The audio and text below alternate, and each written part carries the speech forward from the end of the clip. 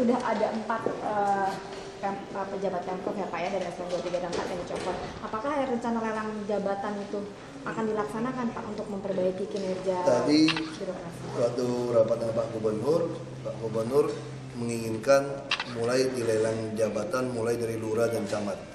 Karena menurut Pak Gubernur sudah 100 hari ini kan harusnya lurah camat yang peka sudah tahu kan Pak Gubernur tuh model seperti apa. Harusnya berusukan seperti itu bukan tugas Pak Gubernur, tugas lurah dan camat harusnya yang lebih tahu kondisi daerahnya itu loh.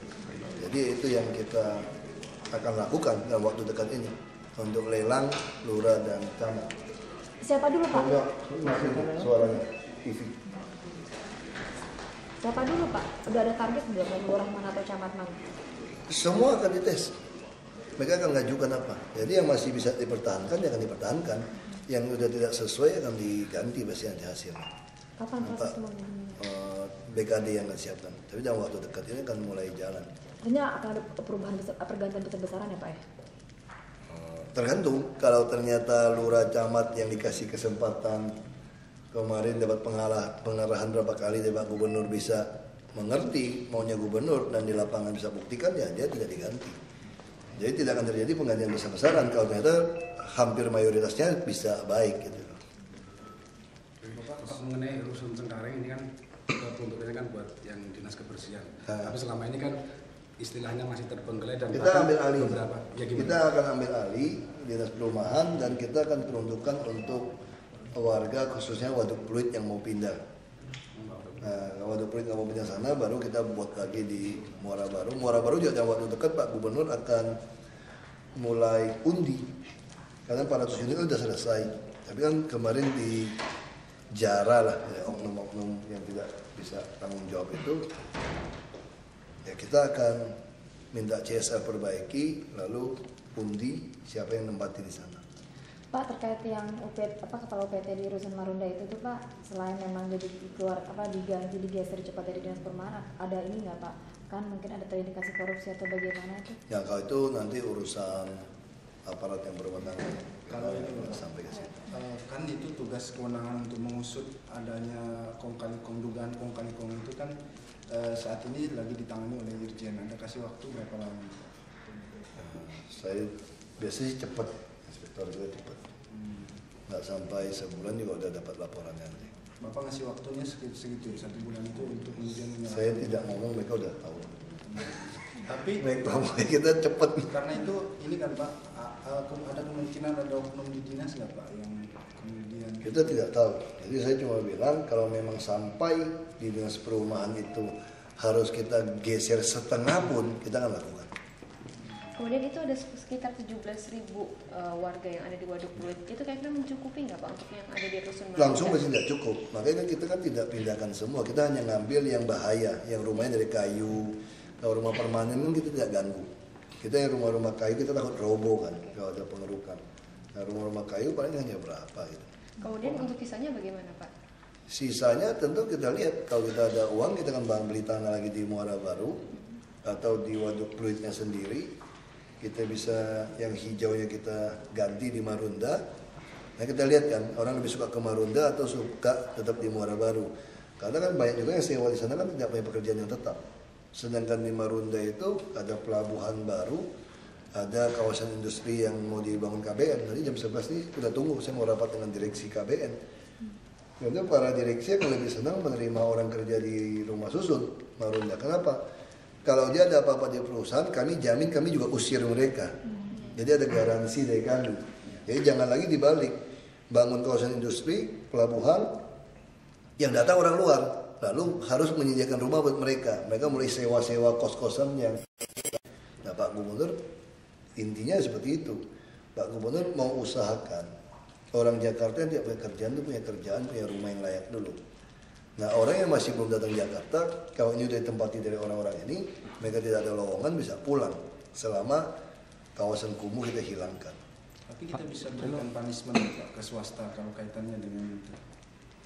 Karena kami punya saham, KBN kami punya saham, makanya tadi pagi baru saya baru paraf, Pak Gubernur bikin surat ke Menteri BUMN kita nyatakan mau menguasai 49% saham KBN. Kita kalau lebih dari itu udah jadi BUMD soalnya itu BUMN kan. Jadi kita minta yang batas maksimal 49%. Jadi yang Sekarang baru 20 lebih ya. Jadi Pemprov punya hak untuk memperkerjakan masyarakat yang tinggal di rusun untuk di KBN. Ya, saya logika makanya saya mau bicara sama direksinya. Kalau direksi tidak mau nurut, tidak ada alasan yang jelas, kami berhak mengganti direksi. Kan kira-kira begitu. jadi yang Cengkareng tadi itu nanti akan dipakai Kita ke tarik. dinas kebersihan Iya, atau kita tetap tarik. nanti ke Kita tarik ke dinas perumahan untuk penduduk. Ada 300 unit apa 200 unit? jadi bukan lagi ke dinas Iya. kebersihan. Mereka nggak mau orang Jakarta kaya-kaya kelihatannya. Tapi sejauh ini susah nggak sih Pak untuk memindahkan warga? Tidak juga. Justru sekarang, dulu kan dia laporin kan tidak ada yang mau kan. Iya. Nyatanya sekarang kekurangan rusun. Kekurangan rusun. Iya, daftarnya berjubel kok siapa yang tidak mau sih tinggal di rumah rusun. Orang air semua bersih, udara bersih. Apa ya Marunda, pernah ke Marunda nggak? Belum pernah kan? Enak loh Marunda itu. Pantai, apa itu pantai publik, ada banjir kanal timur, enak itu. Walaupun per bulan harus bayar maksimum 500.000, warga tetap mau. Nggak perlu maksimum, itu kalau paling tinggi 150.000. Sekarang ya warga sewa 3x3 itu bisa 250.000. Nah 3x5 bisa sampai 450.000. Ini 5x6. Listrik terpasang instalasi yang baik, bukan nyambung yang bisa konslet kebakaran. Tidak ada udara lagi, pojok-pojok, TBC segala macam penyakit, anak-anak nggak ada tempat bermain. Jadi kalau di rumah susun kan tempat bermain ada, terbuka hijaunya ada, tanaman udaranya juga bagus, sirkulasinya, dan ruangan juga bagus, ada 2 kamar tidur, dan meja makan, kamar mandi, air pam langsung masuk. Pak, ketika penghuni rusun tidak bisa membayar menunggak gitu, apa? Nah itu kita udah pikirkan semua. Kan banyak juga misalnya ibu-ibu tua, makanya Pak Gubernur pikirkan itu secara total gitu. Jadi Pak Gubernur bukan berpikir sepotong-potong kan, makanya kami punya gaya mungkin beda dengan umumnya pejabat publik ya. Umumnya yang dulu-dulu misalnya hanya peresmian, buka kunci, kasih sembako, terus ngilang, terus pulang. Kalau kita kan prinsip Pak Gubernur kalau ada masalah tungguin. Makanya saya di Marunda kemarin tungguin sampai malam, sampai jam 9 malam, biar hari Minggu ya tungguin. Makanya kaget ya Pak ya ketika Saya tanya mau ikut nggak? Saya bukan hanya ikut, saya kasihan juga kawan-kawan wartawan ikut saya kan dari pagi sampai malam tungguin. nggak apa-apa Kan nggak enak. Iya. Nggak enak kan mesti libur. Peresmian. Mesti libur gitu kan. Jadi kita rubah. Jadi intinya gini, kasus itu kan misalnya tukang pungut sampah nenek-nenek tua yang hanya bisa dapat 10.000 sampai 15.000 per hari. Kalau dia bayar sewa 200.000 rumah susun, tambah air 55.000 kan 255, tambah listrik misalnya hampir 150-an lah, 400.000 ke 50.000. Penghasilan dia 15.000 sehari habis untuk itu. Makanya dia numpang lah sama anak-anak itu di pinggiran emperan gudang orang apa untuk sekedar numpang tidur gitu loh. Tambah kamar mandi tanpa yang higienis. Nah itu bagaimana caranya? Dia udah kasih masuk, kita kasih masuk. Dia mungkin bisa ngajak saudaranya untuk tinggal satu kamar. Kalau anak belum besar, nah dia kerja di mana? Nah kami mau rubah jadi BLUD. Dengan begitu BLUD, berarti dinas perumahan boleh merekrut orang di luar PNS untuk kerja. Jadi jangan lagi pakai outsourcing, keamanan, kebersihan. Biarkan mereka yang tidak mampu kerja di luar ini udah tua, kebersihan kan bisa, nyapu-nyapu taman. Kita satu blok aja ada 5.000 pohon mangga. Dia bisa ngerawat, membersihkan itu, digaji, langsung dipotong. Nanti juga saya akan bilang sama dia, secara pendapatan rumah susun juga jelas. Yang bisa kerja di KBN, langsung didebet. Di pelabuhan, langsung didebet gajinya. Yang kerja sama kita langsung potong. Lalu bagaimana kalau nggak bisa kerja juga, saking tua dan miskin? Ya jangan tahu di rumah susun, kita punya panti werda. Kita rawat dia baik-baik, ada gizi, ada dokter. Ya ketika ada orang di Jakarta yang karena ada masalah sampai tidak punya turunan, tidak punya anak cucu yang mengurus mereka, kami urus. Kita anggarkan 47 miliar apa gitu untuk ngurus begitu. Jadi itu tidak ada masalah di DKI selama kalau SKPD itu semua kerja dengan hati gitu. Artinya selama ini kalau masih ada orang-orang tua di jalan itu tidak berjalan dengan baik ya Pak ya? Tinggal lapor, kalau itu lapor kita akan minta kepada dinas sosial. Kalau dinas sosial nggak cepat tangkap ya kita ganti. Sebetulnya di Dusun Marunda itu kapasitasnya berapa maksimal? 2.680 unit kira-kira. Lalu misalnya Tapi 1.200 lebih terbengkalai. Makanya sekarang Pak Gubernur udah perintahkan walaupun terbengkalai orang harus masuk dulu. Sehingga waktu ada dana perbaikan, renovasi, si masing-masing penghuni yang menjadi pengawas. Kalau sekarang kenapa bisa berantakan? Ini rumah susun jadi, masih nunggu penghuni, masih ada permainan macam-macam. Ini dijarah orang. Terus kalau udah masuk, masa tanggungan dari kontraktor lewat. Rumah susun kan macam-macam, di rumah itu banyak, mana yang bocor, mana yang toilet air tidak jalan, listrik tidak jalan. Dan kalau masing-masing orang udah tinggal di dalam, kan dia langsung tahu kan unitnya nggak baik. Dia seperti kita beli perumahan, sebelum jadi sudah tahu siapa yang pemiliknya. Nah itu yang kan Pak Gubernur ingin saya lakukan nanti ke bawah teknik perumahan ini. Lalu kan sekarang Pak banyak yang berminat kepada Rusun Marunda. Lalu bagaimana yang dia sudah mendaftar tapi ternyata sudah penuh? Kita bisa tawar ke tempat lain. Ini sudah ada yang mau pindah ke Pulau Gebang. Pulau Gebang juga masa depan baik, ada 200 unit, ada terminal yang bagus. Itu yang mau dagang apa juga bagus. Nanti dagang juga kita undi kan orang mau dagang apa. Jadi kita libatkan hampir semua SKPD turun. Nah Marunda itu masih ada 11 hektar lebih belum kita bebaskan. SK-nya itu 40 hektar. Ini 29,5 hektar. Jadi kita bisa tambah lagi 11 hektar, itu bisa dapat lagi tower 10. Ya mungkin kita bangun tower yang mungkin 18 sampai 24 lantai untuk nampung. Nah kita bisa sewakan kepada pegawai yang lebih tinggi, dia bayar lebih mahal. Mungkin sewanya 1 juta, 1,5 juta, dia bisa subsidi ke bawah. Soal merubah Perilaku. pengelola rusun itu Sudah kita angkat ya, itu Pengawasannya itu gimana? seperti apa Bapak? Karena ini kan merubah Nggak masalah, dinas kita tidak bisa tempatkan PNS di dalam. Tapi kelebihannya dia bisa narik orang luar. Jadi ketika nanti jadi BLUD, PNS tidak ada yang bisa melakukan dengan baik, kita tawarkan saja ke asisten atau manajer apartemen atau hotel. Kalau gajinya sama lebih tinggi, siapa yang tidak mau masuk? Nah kita bisa tempatkan orang luar. Tapi masih UPT, kami tidak bisa disandera dari PNS kan. Pengawasannya gimana pasca pengelolaan tetap sesuai dengan keinginan? Tinggal kita buka tampungan pelaporan tiap Sabtu Minggu nongkrong situ aja, semua orang laporin. Dia statusnya kayak Transjakarta sama RSUD gitu ya Pak? Iya. Itu kapan bisa dimulai? Lagi disiapkan kan bisa ada syaratnya, proyeksi rugi labanya, lagi BPKD kerjain. 2013 ini berarti belum bisa? Bisa. Ya kita targetkan malam bulan depan harus bisa. Pak, sebetulnya Jadi ada- BLUD? Iya. Ditargetkan bulan Targetkan BLUD Terus, untuk rusun ini ya, rusun Marunda. Semua rusun. Semua rusun. Jadi semua DKI punya rusun Nawa yang sewa itu menjadi BLUD. Kita ada Supaya ada subsidi silang, jadi betul-betul DKI membangun rusun sewa untuk orang penghasilan menengah ke bawah. Tapi dengan catatan kalau dia jual satu lantai kami usir dan pidana. Pidana kita nggak tahu. Lalu yang udah terlanjur beli bagaimana? Ya kita bikin pemutihan. Tapi karena dia jago bisa beli, kita cas mahal tiap bulannya. Kalau dia tidak sanggup, kalau dia tidak mau ya udah pergi saja. Ganti yang sanggup. Toh tujuan kalian mau nolong orang yang susah. Makanya jangan belagu beli rumah orang susah gitu loh. Kira-kira gitu kan. Kalau kamu kaya ya jangan beli di sini, beli aja tempat lain. Kenapa untuk mengambil pangsa pasar orang yang susah gitu? Pak, kriteria untuk mendapatkan Rusun Marunda itu kan menengah ke bawah. Menengah ke bawah itu 5,5 juta gaji ke bawah boleh kita kasih. Saya udah naikin. Dulu 2,5 juta. Kita naikin 5,5 juta. itu berarti secara otomatis Pak Kepala baru itu menjadi Kepala BLUD itu. Belum tentu, kita tes dia beres apa enggak. Nanti ada pemilihan lagi ya Pak. Nah, kita tes dia dulu. Nah, kita bisa pilih, lagi kita bisa pilih dia. Karena kemarin begitu kita minta harus pasang listrik, pasang pipa. Ini insinyur ini dia bukan bingung. Yang kita ganti ini kerja sampai jam 11 malam. Ngawasin di situ. Artinya itu baik. Artinya menurut kita dia bertanggung jawab gitu loh.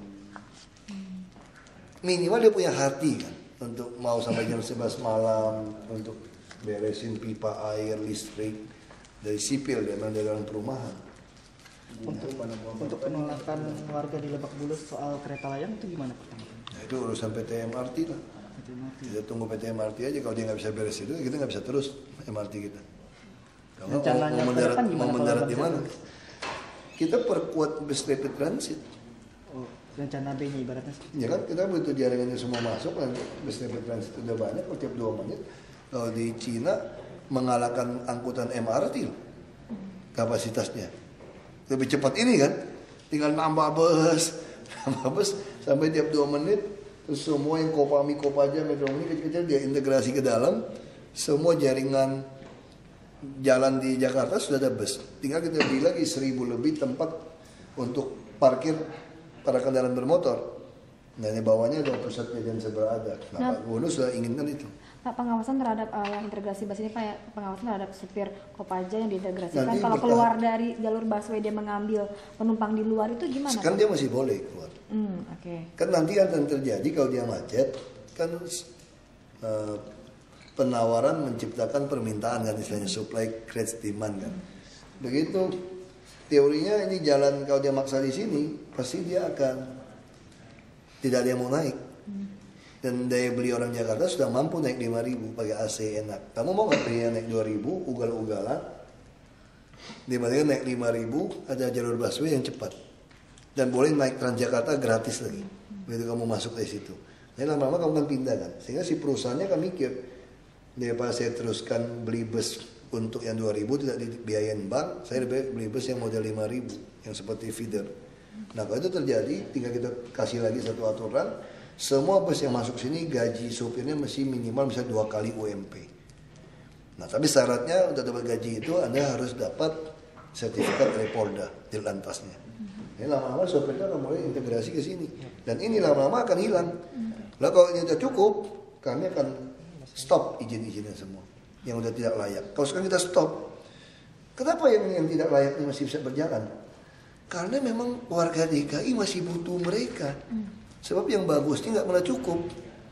Coba kalau nanti udah cukup, nggak ada yang mau naik. Kalau masih ada yang mau naik, orang hobi aja, nostalgia kali ya. Kalau kuliah tahun 80-an kali ya kita stop aja izinnya gitu. Kalau yang penolakan hibah dari Cina apa Pak? Hibah tentang kita nggak ada nolak. angkutan. Kalau orang mau hibah mah kita terima aja. Nggak ada yang mau hibahin soalnya. Oh, nggak ada. Kalau yang mau hibah, mau dari Cina, mau dari Vietnam, kayak mau dari Rusia terima aja kita mah. Kalau sementara ini kan posisi saham di KBN masih 20% ya. Maaf ada. Kita mau naikin 40% betul biasa. Dan itu kan masih dalam proses gitu. Kalau misalnya ada dugaan keterlibatan KBN oknum Udah ganti direksi, udah ganti semua dari negara. yang terlibat dalam Udah ganti, dulu udah ganti. Oh nggak terlibat. KBN nggak terlibat sama itu. Nah, kalau misalnya yang preman di bawah kemudian ada oknum polisi yang terlibat misalnya. Itu urusan Kapolda. Urusan Kapolda, urusan Pangdam. Untuk lelang tadi lurah dan camat itu, jika misalnya lurah dan camatnya dinyatakan tidak baik atau tidak bagus, lalu Kan siapa kita yang bisa cek kan. menggantikannya, Pak? Semua orang. Ya semua PNS yang bisa memenuhi jadi lurah camat, dia boleh meng-apply kepada kami nanti. Terbuka berarti ya, Pak? Iya, kenapa juga lelang terbuka? Harus PNS ya Pak? Iya, tapi lurah camat kamu mah nggak boleh. Kalau di Belitung boleh kades, tapi di rakyat. Kalau lurah kan, tapi masih bisa tes PNS kok kalau mau. Batasan umur kan sampai 30. Jadi kita mau buka tesnya juga dengan sistem yang BKN CAT, komputer analytical test gitu ya. Itu jadi semua terbuka, habis tes langsung tahu nilainya.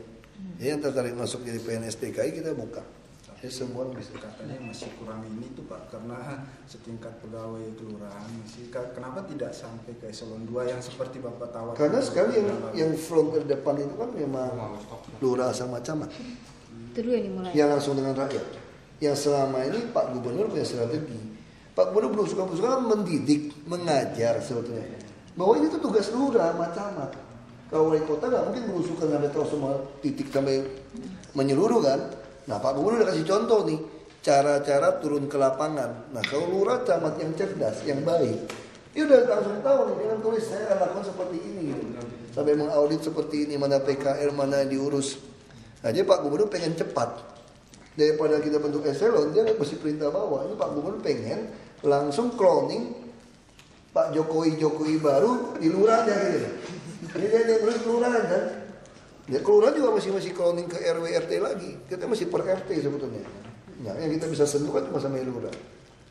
Jadi Pak Gubernur kerja itu ada strateginya gitu.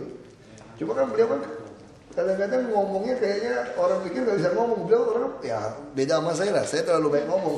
Kalau beliau kan baik kerjanya. Tapi itu kalau dari Pemda sendiri ada nggak ngasih batas waktu ke PT MRT untuk mengurus masalah? Oh ya kita kasih kan dari pusat. Nah, tahu nggak bisa pasti kita. Sampai Tapi kapan, masih Pak? proses ya Pak. Nah, itu Pak Gubernur lah. Aku lebih baik yang di belakang meja lah siapin. Pak, Ya. waduk Pluit gimana pengerukan sana? Waduk Pluit kita udah mulai mau sosialisasi, besok saya ketemu wali kota. Minimal yang rumah-rumah kayu-kayu yang gubuk-gubuk itu harus hilang, takut waktu dikeruk roboh. Jadi kalau rumah permanen masih aman. Tapi kalau yang rumah itu harus kita bereskan, makanya kita minimal kita yakin ada 1.200 unit ini mampu lah untuk yang orang yang rumah-rumah gubuk. Tapi kan mereka kan rata-rata penyewa. Kalau penyewa mungkin dia juga tidak mau atau nggak punya KTP, baru datang di Jakarta yang tidak bisa kita kasih. Itu udah mulai pengerukan. Sudah mulai daftar di Kelurahan Pluit itu 500 lebih yang ada KTP DKI yang di pinggiran waduk. Sudah ada. Pengerukannya juga udah. Kita belum nguruk, kita masih mau berpikir bilang sama swasta maunya kita gratisan. Kan Ancol mau bikin perumahan nih, dia masih uruk. Nah, kita lagi pikir mau nggak Ancol pasang kapal isap, geruk yang pipanya bisa 10 km dialirkan ke Ancol, tapi dia yang bayar semua gitu loh. Kita mau yang gratisan lah.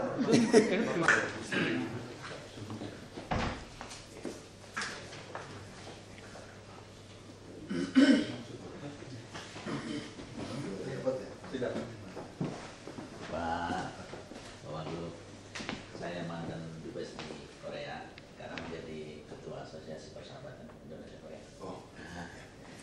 Kita punya itu Pak. Saya dari kerja Dinas Internasional sebagai anggota Korea. Betul.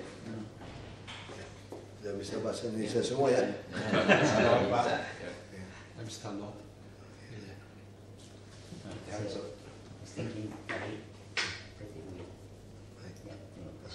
Silakan. Ya.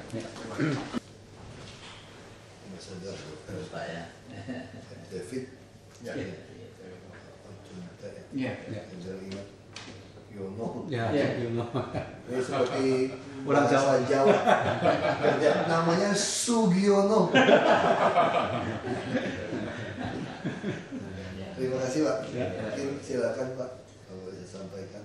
Oh iya Pak Wakil Gubernur yang kami hormati, terima kasih waktunya. Walaupun kami tahu sibuk sekali dalam situasi yang sekarang di DKI kita ya, banjir dan sebagainya, banyak bencana. Tapi kita doakan semoga semuanya berjalan dengan baik. Pertama sekali Pak, Bapak tadi sudah kenal. Ini dari KOGA sebenarnya ya. Jadi Korea Garment Association. Mereka saya kira juga berada dalam suatu situasi persimpangan jalan. Iya. Ini Bapak saya kira sudah diberi oleh Kepala Dinas masalah ini. Mereka tujuannya sekarang kesini untuk berbicara dari hati ke hati, seperti itu secara sopan santun untuk menyampaikan. Mereka rupanya benar-benar kesulitan. Sudah bisa bahasa Indonesia semua ya? Sudah mengerti ya. Karena sampai hari ini mereka masih menunggu dari sekitar 40, hampir 50 ya perusahaan, 48 perusahaan di KBN. Ini semuanya dari KBN. Ya. Itu yang baru disetujui itu adalah 24 kalau tidak salah. 27. Karena kalau dia yang lebih besar itu harus ke tingkat gubernur. Itu yang belum Pak. Yang disetujui itu oleh kepala dinas yang di bawah Sri. Ya, yang di atas ribuan. Nah, mereka ini mengharapkan karena mereka harus membayar gaji hari ini. Ya, jadi penentuannya seperti itu.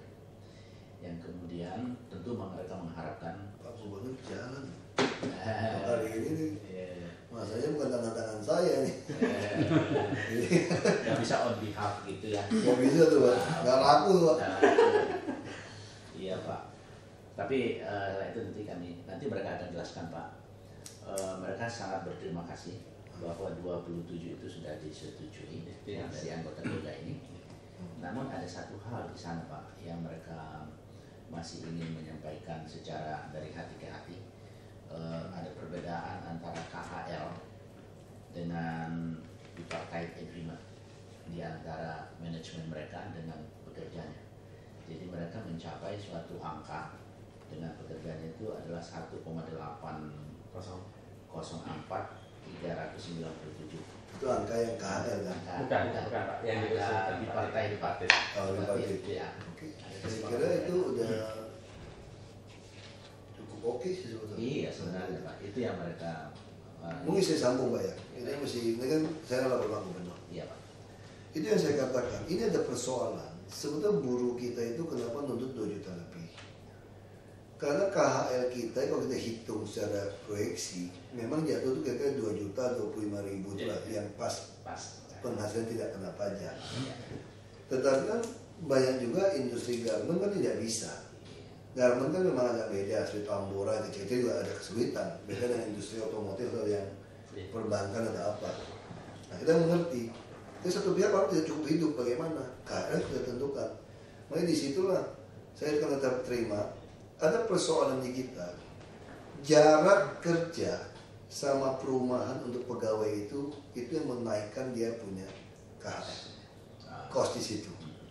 Jadi sebetulnya kalau pegawai-pegawai di sini punya asrama tinggal, dia jadi murah, makan semua murah.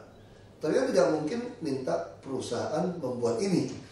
Ini harusnya pemerintah yang bikin supaya rumahnya dekat. Kan itu konsepnya itu. Nah kita udah mulai membuat rumah-rumah susun untuk karyawan yang satu kamar 4 orang. Karena banyak pegawai kan keluarga anak istri kan di Jawa. Nah kalau tidak, yang terjadi kawasan rumah kumuh Pak. Semua pegawai kita menyewa rumah-rumah petak yang harganya sampai 250.000 sampai 450.000. Kos-kosan petak yang tidak higienis, macam-macam lah masalah di situ. Sambung listrik bisa kebakaran, itu ada yang sampai tidurnya berdiri. Kenapa? Bukan berdiri sebetulnya. Dia sewa satu rumah kamar, ganti teman 2 shift 3 shift. Jadi ada shift temannya kalau dihitung seolah-olah dia tidur berdiri. Sebetulnya bukan. Jadi shift ini dia tidak. Nah, sekarang kita bicara Marunda. Jadi makanya saya baru keluarkan ini ke Pak Unit UPT. Jadi yang ideal dari Marunda itu bukan kami membangun rumah orang miskin lalu menampung pegawai bapak. Itu yang salah selama ini. Jadi dia manfaatkan jual ke orang. Dia paham. Kan KBN kan mau ekspansi lagi sebelah sana itu. Rumah susun kan sebelah kiri kan, sebelah kanan itu. Nah kita tadi baru minta surat ke menteri, kita mau nambah saham 49%. Kita mau di atas itu tidak bisa.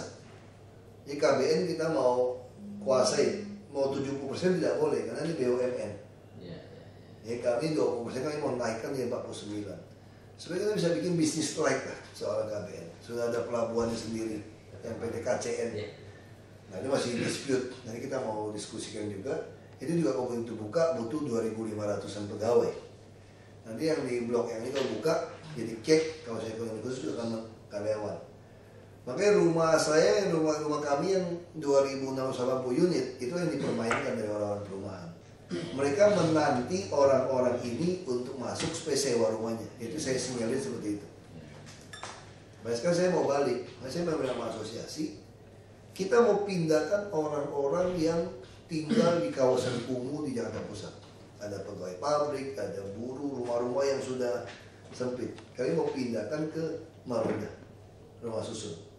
Makanya kami harap nanti kalau mau menerima tenaga kerja, Bapak seleksi dulu dari Marunda ini, rumah susun. Karena dia dekat otomatis gajinya cukup. Kalau dia tidak cukup, dia akan terus menuntut. Low skill, ya Bapak seleksi lah, Bapak latih. Kalau dia tinggal di situ, tentu dia tidak mau pindah-pindah lagi kan, Pak. Itu sebuah simbiosis yang baik. Lalu apa yang kami jamin? Kalau dia macam-macam di pabrik Bapak, dia bukan hanya dikeluarkan dari pabrik, tapi kami juga keluarkan dia dari rumah susun. Karena di rumah susun sewa. Sehingga dia ada semacam takut. Kalau sekarang banyak rakyat kita juga ada yang kurang ajar, Pak. Pecat saya nggak takut. Emang cuma kerja sama kamu. Saya kerja tempat lain. Saya pulang kampung. Nah, tapi kalau ada orang tinggal di rumah susun Marunda yang baik, Pak, dia tahu konsekuensi kalau dia macam-macam di pabrik, ini juga harus dikeluarkan. Nah, ini jelas. Nah, saya mengerti lah. Saya juga punya pabrik, Pak. dulu. Jadi saya mengerti kadang-kadang disiplin, mungkin dari pihak Korea juga memang sudah terkenal bisa maju karena disiplin. Jadi kadang-kadang orang bangsa kami ini kan memang agak, kita kan belum terbiasa disiplin begitu keras kadang-kadang. Misalnya kita ada salah potong, gitu. Memang serba susah. Kalau kita tidak potong gaji, semua salah potong. Semua salah potong, Pak. Pasti itu, Pak. Makanya kita harus tegas. Kalau kamu salah potong, kamu harus ganti. Cuma kalau kita paksa dia ganti sampai dia tidak bisa hidup, itu juga masalah. Nah, sama seperti saya waktu punya pabrik. Saya kasih mereka rumah. Bagaimana saya potong? Saya tidak potong gaji mereka, saya potong bonus mereka. Saya hanya kasih dia hukuman sebatas dia masih bisa hidup. Kalau kita potong sampai dia harus keluar, hanya kesalahan 1 kali 2 kali, saya pikir juga kurang bijak. Banyak laporan tentang pabrik Korea juga kepada saya. Nah, termasuk laporan, makanya saya juga sarankan lebih baik bapak-bapak pasang CCTV ketika mau menginterview lawan jenis perempuan, atau interview harus dalam bentuk kaca, supaya tidak ada fitnah, Pak. Mereka kan kita tidak tahu betul atau tidak. Katanya bosnya, manajernya melakukan harassment, pelecehan seksual. Ini buat kami susah. Kami dilaporkan apa benar, apa dia suka sama suka, kita tidak tahu. Tetapi kalau ada CCTV, ketika ada laporan seperti itu, kita bisa minta, Pak, mana CCTV waktu interview. Ya, atau waktu interview bukan di ruang tertutup berdua seperti ini, tidak ada yang lihat, tapi ada kaca. Jadi jelas. Waktu orang dipanggil, walaupun tidak bisa dengar suara, tapi kelihatan dengan kaca berapa inch kan tidak keluar suara. Kita bisa lihat. Ya, sehingga tidak ada lagi tuduhan-tuduhan yang tidak enak. Dan ini sensitif loh, tuduhan seperti itu. Di Jepang, serdadu Amerika pun bisa menjadi masalah loh, tuduhan-tuduhan di Filipina tentang pelecehan seksual seperti ini tuh sensitif jadinya. Ya, kita juga kita berterima kasih sekali kepada pihak Bapak yang mau invest di kami kan, membuka lowongan kerja yang banyak, menambah nilai devisa. Dan kita juga tidak ingin hubungan yang baik hanya karena ada provokator 1-2 orang. Nah, negara ini ada masalah, Pak. Banyak orang Arab Saudi memperkosa TKW kita, tidak ada yang berani demo di kedutaan Arab Saudi. Kita mau jujur nih, Pak. Kenapa? Mungkin karena kita mesti kesana kali, Pak, tiap tahun. Tapi kalau Singapura, Hong Kong, Korea, hati-hati kita, Pak. Bisa sesuatu yang diprovokasi. Jadi negara Indonesia ini saat ini masih meninggalkan sekelompok kecil sebetulnya orang-orang yang tidak ingin fondasi 4 dasar itu berdiri dengan baik.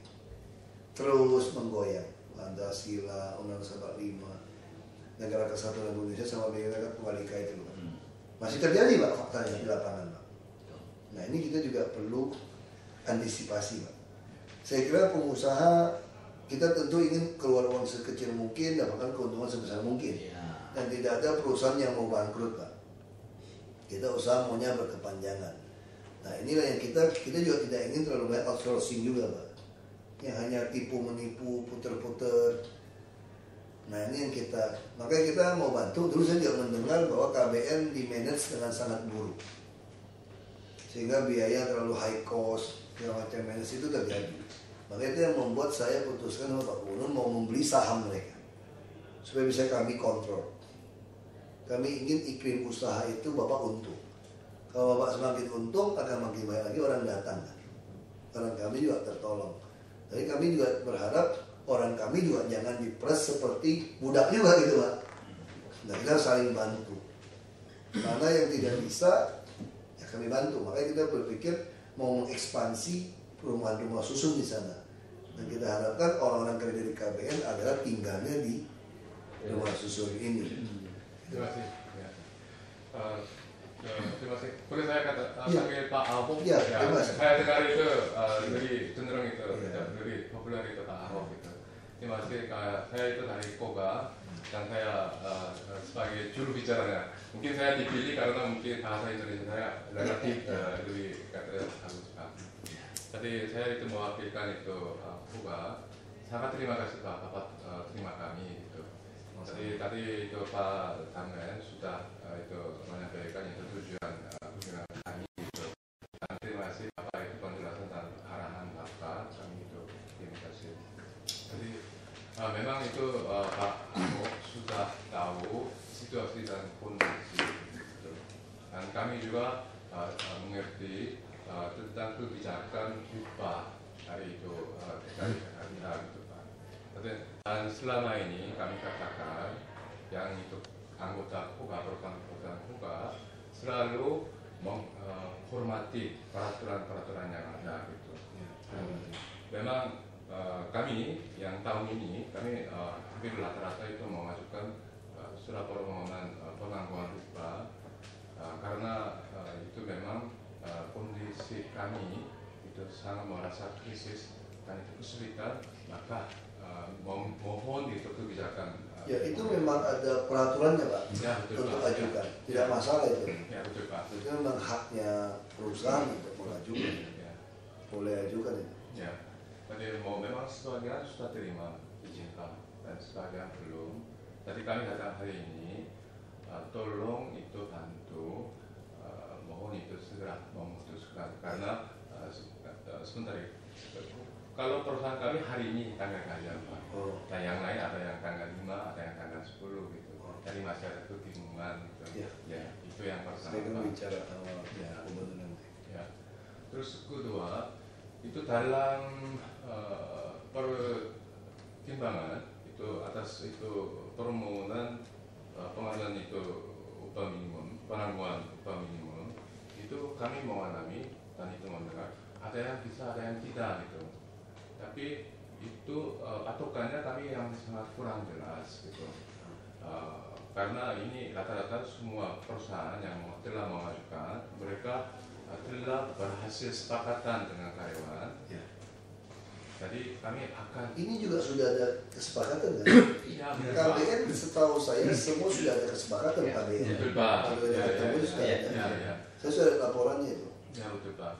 Tapi memang tidak ada surat resmi kami yang terima, tapi kami tahu dengarnya sebagiannya akan ditolak karena sepakatan antara karyawan Bupati itu di bawah 70% gitu Pak. Tapi sebelumnya yang tahu kami yang mengerti dan di peraturan itu adalah kalau di atas 50% itu dapat disetujui gitu. Jadi ini pertanyaan kami gitu. Dan kami mau membantu itu hal tersebut Pak. Jadi pertama perusahaan-perusahaan yang telah mengajukan penangguhan upah minimum, kami mohon tolong disetujukan, kabulkan gitu Pak. Ini yang jadi yang rata-rata setuju berapa persen? Kalau contoh perusahaan kami itu 93%. Dan selama ini kami tahu. Nggak, maksudnya setuju untuk penangguhan 93%. Ya. Berarti Bupati. Ya. Hanya setuju kan? Ya. Memang itu perusahaan kami sendiri tidak ada masalah. Tapi kedua Pak, yang ada perusahaan yang di bawah 50 ya? Ada. Di bawah 70 ya. Ya Pak. Yang membuat peraturan 70% itu siapa? Jadi pada saat bukan Pak, di Dewan Pengupahan Pak.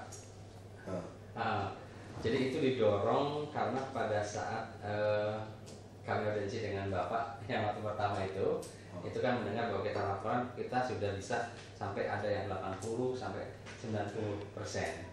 Nah dari situ terus dari Dewan Pengupahan Provinsi DKI itu waktu itu ada sidang sehingga menentukan persyarat, mengusulkan Pak, merekomendasikan 70%.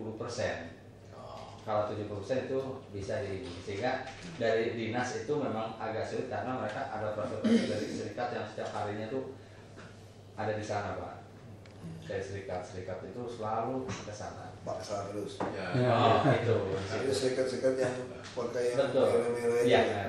Ditambah ada Pak, kenapa ini kami Kuga ini datang kali untuk menyampaikan hal ini karena kami itu menjelaskan kondisi yang KBN kawasan berikat. Jadi kami baru ada di dalam satu pagar Pak. Jadi itu kondisi dan lingkungannya beda dengan itu pabrik di luar kawasan mereka. Jadi memang mereka sudah diberi setuju dan pemerintah setuju itu menjalankan upah yang telah disepakati atau ditangguhkan penangguhan itu memang bisa dijalankan. Sedangkan kalau di KBN itu sangat sulit Pak. Jadi memang pemerintah sudah memberikan bantuan dan setuju ya perusahaan yang ini ya kami itu setuju Anda dapat penangguhannya. Tapi perusahaan ini tidak bisa karena persyaratannya kurang apa begitu. Kalau jika terjadi seperti itu, walaupun kami sudah disetujui, tapi kami tidak bisa memberikan gaji yang telah disetujui. Karena apa? Di sana kan itu sangat apa namanya, yang aktivisan itu serikat itu kan sangat kuat. Dan mereka kalau ada selisihan gaji atau fasilitas dengan perusahaan yang lain, pasti mereka menuntut. Itu biasa Pak. Langsung ya. Ya karena ini satu komplek. Ya, mereka kan harus satu kesatuan. Sekarang gini Pak, ada caranya Pak. Bapak tinggal buat satu surat lagi Pak sebagai asosiasi. Besok masukkan ke saya. Bapak langsung kasih perbandingan perusahaan-perusahaan yang sudah setuju penangguhan itu berapa persen? Kalau tadi kan kita hanya berbicara tentang jumlah pegawai 70%. Nah, tapi kalau sekarang perusahaan-perusahaan yang mendapatkan penangguhan itu lebih dari 70%, kita bisa. Jadi kan nggak masalah kan? Jadi sebenarnya itu ada 47 perusahaan. Iya kan? Ya. Ini masih menunggu kan? Ya, hari itu 27 sudah disetujui Pak. Pekerjaan. Tapi itu kan karyawannya di bawah 1000. Ya, kalau yang lebih dari 1000. Ya, kalau lebih dari 1000 kan Pak ini Gubernur ditolak yang ya? cuma ada yang tolak Pak. Tolaknya karena ada penolakan dari serikat seperti itu. Ya. Maka kami ini menjelaskan dan kami mohon Bapak tolong memberikan bantuan gitu kebijakan. Jadi kalau KBN perusahaan ini beda, akhirnya nanti menimbulkan demonstrasi gitu. Ya itu yang kami khawatirkan Pak. Tadi Pak Gubernur itu sudah memberikan itu bantuan dan itu sudah setujui atas penangguhan upah minimum. Tapi akhirnya karena ada desakan-desakan, maka kami terpaksa harus bayarkan upah yang sesuai dengan permintaan buruh. Nah, dan ini kami siapkan Pak. Semua aja ya Pak? Jangan ya? Jadi di KBN ada sekitar itu 60 perusahaan. Total karyawan bekerja di KBN adalah 80 ribuan Pak. Itu rata-rata tuh tinggal di mana tuh mereka? Di sekitar Sukapura, Marunda, Bekasi juga ada Pak. Oh, mereka Bekasi. Iya. Dia naik perahu ya Pak? Enggak. Kalau Marunda, kalau yang Marunda yang pulau sana, kalau ke KBN itu memang pakai perahu. Iya. Tapi kalau itu rata-rata orang tinggal di Bekasi sih. Iya, Bekasi. Pakai bus sendiri. AJP Pak. Angkutan jemputan karyawan itu ada. Iya, di kawasan situ. Iya, jadi lebih nggak ngurangin ini. Iya. Ngurangin macet aja itu. Ya. Kalau gitu, saya akan coba. Saya udah minta Pak Dedi buat laporan. Saya dengan ini, saya minta ini ya. Iya. Itu satu lagi Pak. Itu kan ada. Ini perbandingan gaji kalau dibayarkan gitu ya. Ya betul Pak. Ini Pak. Jadi. Ya seperti itu kalau ada lembur segala macam sudah bisa gitu. Ya betul Pak. Jadi memang itu industri garment sistem penggajian itu yang kami mau jelaskan seperti ini gitu. Dan itu halaman kedua. Mereka pakai sistem per unit kerjaan atau per jam kerja? Bukan borongan ya, bukan borongan. Ya, per jam Pak. Ya, hanya ditungguin dia kerja saja. Ya. Harus capai target sekian. Oh enggak, tidak Pak. Jadi kami mau harus capai ini tidak ada. Jadi borongan tidak ada. Itu kami hitung jam Pak. Jadi dia sudah bekerja 8 jam atau 7 jam. Ya, kalau itu sudah dapat gaji gitu. Ya. Bukan karena kamu ini target 100 sampai jam 10, jam 12 malam masih mencapai. Tidak ada sistem seperti itu Pak. Jadi hanya berdasarkan jam kerja. Ini saja, saya pikir nanti saya usahakan hari ini kalau Pak Gubernur ada kembali, saya bicara. Kalau memang diperlukan Pak Gubernur ke sana atau saya ke sana, nanti kita lihat. Dia hari apa? Sabtu libur ya? Nggak ada yang masuk, ada yang libur. Ini kita harus undang gitu Pak. Yang menolak, serikat pekerja yang menolak. Jadi kan banyak menolak ya. Pekerja yang menolak, tidak menyetujui Pak. Tidak menyetujui. Mungkin Bapak bisa ajak mereka ke sini Pak, saya mau dengar Pak. Ya saya yang jelaskan. Mungkin sudah seperti itu kalau saya ya supaya perwakilannya. Ya Bapak ajak Pak. Perwakilannya. Ajak yang paling kontra. Oh dari buruh itu. Iya. Bapak kan sudah bisa identifikasi Pak, mana yang orangnya yang provokasi, yang paling kontra. Tapi ajak juga orang yang memang lebih bisa diajak ngerti dari kelompok mereka. Nah kita ajak sini Pak, kita dengarkan Pak. Karena Pak Gubernur kan suka dengarkan ini kan, pendapat ini Pak. Saya repotin. Gak apa-apa Pak, ini memang tugas kami Pak. Ya. Di sini tugas Ini kami. slip gaji kami. Dan ini upah tahun 2012 Pak. Ya. Jadi karyawan operator yang upah minimum sekarang itu dia 1.650.000. Nggak, makanya dia kenapa mau kerja? Karena dia sudah mendapatkan penghasilan di atas KHR. Iya. Jadi yang paling penting kan KHR. Kalau orang dapatnya di bawah 2 juta, memang dia susah hidup. Jadi kalau dia bisa capai KHR itu sudah. Jadi ini gaji bulan Oktober tahun lalu Pak. Tapi yang basicnya 1,65 dia dapatnya 2 juta. Ya kalau dia naik 1,8 udah naik ya hampir 2,5 juta. Iya. Betul. Nah itu yang saya mau ambil, panggil Pak mereka datang Pak, kita ketemu. Perwakilan buruhnya mungkin pengusahanya saya pikir Pak kalau bisa difasilitasi oleh dinas. Dinas saja panggil ya. Iya. Jadi dinas dia nggak mau dengar lagi Pak. Kadang-kadang mereka tuh udah suruh saya pecat berapa kali dinas. Padahal dinas ini menurut saya cukup oke gitu loh. Dia laporannya masih oke gitu ya. Bentar ya, saya minta dia. Jadi kan ada beberapa Pak di sana kan ada aliansi buruh DKI, gitu kan? supaya Lebih baik yang Bekasi sebetulnya mereka itu. Kadang-kadang banyak Bekasi ya. Enggak Pak. Pegawai pegawai banyak kan Bekasi. Banyak KTP Bekasi. Iya betul. Kalau KTP Bekasi ya agak repot kita sebentar. Saya tanya ke Pak Dedi sebentar. 60% DKI, kurang lebih 30. Ya, saya kira gitu Pak. Ini saya minta. Iya. Dia akan fasilitasi kan. Udah tahu ini. Saya lapor Pak Gubernur.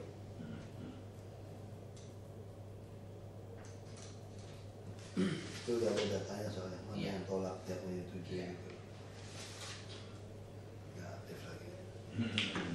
Memang pertama kami prinsipnya kami selalu menuruti dan menghormati. Ya, makanya kita terima kasih Pak. Makanya saya bilang yang paling penting bagi kami kan penghasilan orang itu bisa memenuhi kebutuhan hidup layak dia.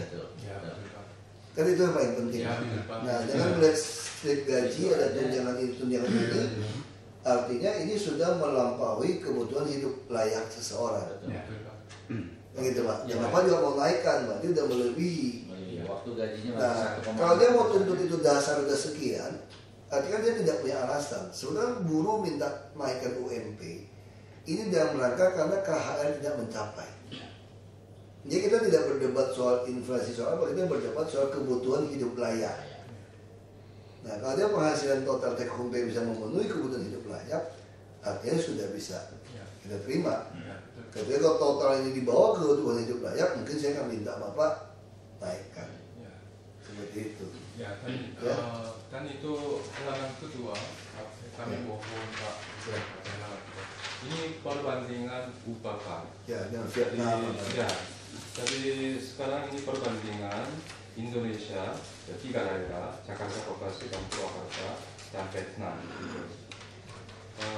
Memang ini gaji, gaji itu kan kebijakan negara atau daerah. Ya, memang kami hormatin. Cuman kami mohon masukan Bapak. Saya sudah cek ke Vietnam, ke Kamboja, saya sudah cek. Jadi termasuk India juga murah sekali. Jadi memang itu yang Pak Gubernur Pak Jokowi dan Pak Ahok sangat memperhatikan itu buruh dan itu rakyat kecil. Kami juga mengerti. Cuman industri garmen ini kami itu yang anggota KOGA ada sekitar 320 perusahaan dan total karyawan kami yang punya itu adalah sekitar 500.000 karyawan Pak. Ya. Dan itu dan garmen juga macam-macam Pak.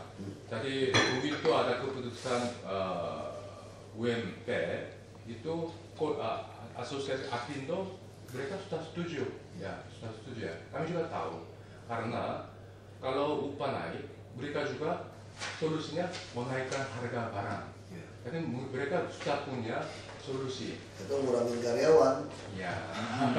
Itu yang dilakukan. Makanya kita harap tidak ada pengurangan karyawan. Tapi sedangkan industri garmen yang ekspor kami tidak bisa adjust atau koreksi harga jualnya. Kami selalu bersaing dengan negara-negara pesaing kita, seperti Vietnam, seperti China. Itu juga murah loh, Sri Lanka. Sri Lanka itu. Jadi takutnya murah sekali. Jadi takutnya kemana Pak Dede? Katanya ke Jogja. Itu dari dinas tenaga kerja. Iya, tapi kita juga tadi dia menyampaikan itu, saya selalu menghimbau janganlah mikirkan untuk kemana-mana, karena ini memang mereka ini kayaknya hanya Korea Selatan dengan Taiwan sekarang berani di luar itu aja. Saya juga ketemu dengan Pak Gubernur di Jawa Barat, ketemu Pak kita terima kasih sekali sama investor dari Korea Selatan ya. Dari kerjasama juga dan kereta juga kita harapkan bisa suka lah tinggal di Indonesia. Suasana ini ya. Saya ketemu udah banyak juga orang Korea yang menikah sama orang kita. Bahasa Indonesia bagus, saya udah ketemu banyak juga. Masyarakat di Belitung kerja smelter timah, terus sewa pabrik saya, sekarang udah menikah sama orang sana. Kemarin jual pabriknya, kita bantu, ada izinnya, ya lumayan juga. Dia masih dapat 7 miliar. Nah izin, nah kita bantu lah selama orang mau invest. Kita bantu. Sekolahnya ada Pak Korea, dijaga kebetulan dekat rumah saya. Nah sekarang gini, maksud saya, yang kurang dari 1.000 kan sudah ada kesepakatan. Yang kita mau nilai itu adalah uang yang dibawa pulang. Kebutuhan hidup layak kita kan kira-kira 1,9. Kalau kita proyeksi benar-benar kita 2.025.000 lah dengan dia kena pajak. Nah dengan mereka naikkan UMP 1,8 saja dengan penghasilan mereka per bulan, berarti rata-rata buruh kita di kawasan KBN itu sudah 2,5 juta. Artinya kalau dia gunakan kebutuhan hidup layak tadi itu sudah bisa nabung sebetulnya kalau kita lihat dari posisi yang ada ya. Nah ini mesti dilaporkan ke Pak Gubernur dan saya juga laporkan Yang penolakan ini ibu bisa datangin, ibu undang, fasilitasi. Iya. Saya kan dalam satu kawasan, ini mayoritas sudah setuju dia pengurangan karyawan, kecuali kalau dia dapat take home pay-nya di bawah 2 juta. Nah saya tidak terima. Ini kan sudah di atas 2,3 bisa 2,5 nanti kalau lihat dari perhitungan gaji ini. Jadi kita harapkan kalau ini seperti ini, yang nolak-nolak ini ibu undang datang ketemu saya. Oh iya Pak, siapa? Ajak bapak program karyawannya, ajak ke ruang rapat. Yang nolak-nolak ini saya akan jelaskan sama mereka. Sekaligus ya Pak ya? Iya. Jadi yang udah setuju jalan, yang tidak setuju kalau tidak kasihan yang udah setuju nanti ribut. Iya. Dicemburuin soalnya. Ya kan? Apalagi ada ancam mengancam. Iya. Nah undang juga serikat buruh yang ribut-ribut itu. Kita kan ngomong, ya biar masyarakat tahu. Ya jangan cuma ngomong seolah-olah perusahaan-perusahaan itu menghisap tenaga apa. Siapa yang mau piara 500.000 rakyat? Kira-kira. Oke. Ya saya kira itu ya.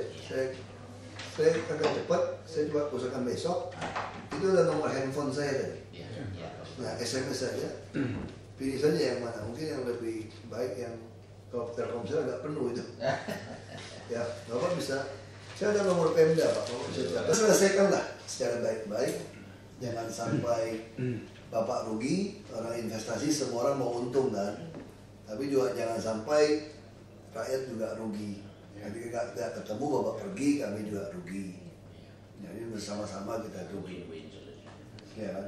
Makanya kami juga pengen menguasai KBN supaya agak seimbang, supaya kami juga bisa meningkatkan kinerja KBN supaya bapak-bapak juga mungkin ekspor impor lebih gampang, administrasi lebih mudah, sehingga daya saing kita lebih baik. Makanya ada pelabuhan sendiri kita harapkan bongkar muat berapa jam. Nah ini kita pengen lakukan lah. Transparansi itu kita minta lakukan dengan baik. Ya, jadi masing-masing jadi. Ya saya kira itu. Ibu saya tunggu sore ini, hari ini saya tunggu Pak Dedet untuk jelaskan ini gimana kita atur. Panggil dia kalau bisa besok datang. Yang ini semua. Karena Pak Gubernur mau dengar notulen saya misalnya. Kalau Pak Dedet sampai besok ada, nanti tanda tangan semua. Nggak apa-apa. Kita undang aja. Siapkan. Ya. Nah, itu cuti ya? Nah. Enggak, izin aja. Oh iya, dia izin ke itu ya? Adiknya itu ya? Iya, kakaknya. Iya, iya. Betul, saya lupa. Padahal nggak aktif. Kemarin izin sama saya. Pak. Ya, kalau masih saya tangan, saya tanda tangan. Ya, Pak. Undang mereka datang. Tapi biasa tuh jarang yang saya tangan suruh sekda atau siapa. Ya. Atau Kalau bisa, wakil gubernur itu nggak pernah tanda tangan surat keluar, Pak. Ya, supaya cepat selesai ya. kalau bisa saya bicara dulu dengan kebetulan bicara dulu sama saya. Iya. Ah, Ibu atur aja. Ibu udah tahu PT-PT siapa aja? Iya, Pak, saya masih Sudah belum tahu? belum. Belum tahu. Nanti masih ada. Ya, masih ada arsipnya nggak? Masih punya. Kalau nggak saya fotokopi. Enggak ada. Enggak ada. Nggak ada lagi. Oh, itu Bapak. Ya, saya fotokopi aja. Kan UMP, kenapa mengacu kepada KHL? Karena kita tidak ingin ada rakyat yang bekerja setengah mati, tidak memenuhi kebutuhan hidup layak. Kan ini, soal komponen nanti kita berdebat lagi. Banyak hal bisa berdebat. Itu loh filosofi Ibu pasti ngerti. Nah artinya ketika ada perusahaan keberatan menaikkan UMP, kita lihat, Ibu periksa slip gaji mereka. Iya. Yang protes semua Ibu periksa. Pertama periksa slip gaji. Slip gaji mereka di atas KHL tidak? Iya. Berapa persen di KHL? Kalau udah di atas itu, kan ada senioritas juga ada berbeda. Iya. Nah, kan nggak mungkin semua dasar gaji sama misalnya. Kita tunjangan atau sama juga nggak apa-apa, kita lihat itu dapat dulu. Kalau udah di atas, berarti buruh juga harus toleransi. Iya, dikasih tahu. Nah, Ibu juga mesti cek perusahaan. Ada juga mesti cek, ada juga perusahaan yang nakal. Iya. Untuk mencapai itu, ternyata dia mesti kerja setengah mati. Misalnya dulu ada perusahaan Malaysia, sawit.